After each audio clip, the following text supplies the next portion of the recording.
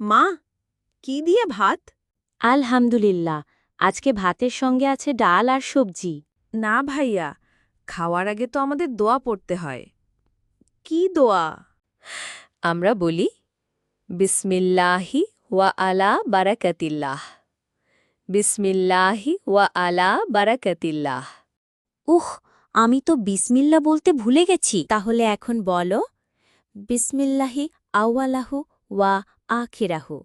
এইটা কি সবসময় বলতে হয়? না ভাইয়া, কেউ খাওয়ার শুরুতে বিসমিল্লা বলতে ভুলে গেলে যখনই তার মনে হবে তখনই সে এই দোয়াটা পড়বে। আল্লাহ আমাদের সবার দোয়া কবুল করুন। এখন চল খাই। বোন, তোমার জন্যই আমি আজ ভাত খাওয়ার আগে দোয়াটা শিখতে পারলাম। ধন্যবাদ বোন, তুমি খুব ভালো কাজ করলে। এখন আমি খাওয়া শেষ করেছি, তাই শেষের দোয়াটাও পড়ে নিই। আলহামদুলিল্লাহি আল্লাজি আতামানা ওয়া সাকানা ওয়া জালানা মিনাল মুসলিমিন। সব প্রশংসা আল্লাহর, যিনি আমাদের খাওয়ালেন, পান করালেন এবং মুসলিম বানালেন।